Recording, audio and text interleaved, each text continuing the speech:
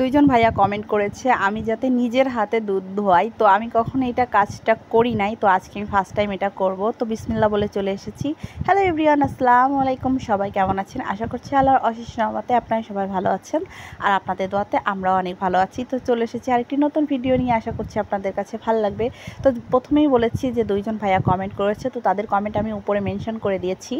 তো দুধ ধোয়ানো হয় যে বালতিতে, সেই বালতি আমি তাড়াতাড়ি করে নিয়ে চলে এসেছিলাম। আর হচ্ছে আরেকটা কথা আমি শেয়ার করি, আমাদের দুধ দোহন করা বললাম আরও 2 ঘন্টা আগে হয়ে গিয়েছে। একটা ভাবিকে দিয়েই করায়, আগের ভিডিওতে আপনাদের জানিয়েছিলাম।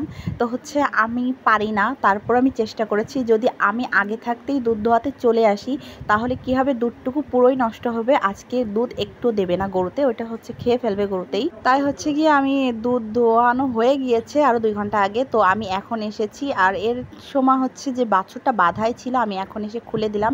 এরপর হচ্ছে বাছুরকে খেতে দিলাম, আর বাছুর 2-3 টান দিয়েই চলে গিয়েছে। এরপরে আমি হচ্ছে চেষ্টা করছিলাম যে দুধ দহন করার, কিন্তু হচ্ছে আমার দ্বারা অসম্ভব, কখনো করিনি। আর তার উপর হচ্ছে গায়ে গরুও লাফালাফি করছিল। দেখেন বালতি এনেছি বড় একটা, কিন্তু হচ্ছে বালতির ভিতরে একটুও যায় না, পরেও না। তার উপর যে হাতে একটু তেল মাখিয়ে নেব তাও আমার মনে ছিল না। আর এই দিক তো গরু লাফালাফি করছে, আমি খুব আতঙ্কে ছিলাম, কারণ হচ্ছে গিয়ে কখন যে লাথি খেয়েই ফিরে আসতে হয় তাই ভাবছিলাম। তা হচ্ছে তো টান দিলাম অনেক কয়টা, কিন্তু একটার থেকেও দুধ বালতিতে পড়েনি, সবই ফুলরে পড়েছিল।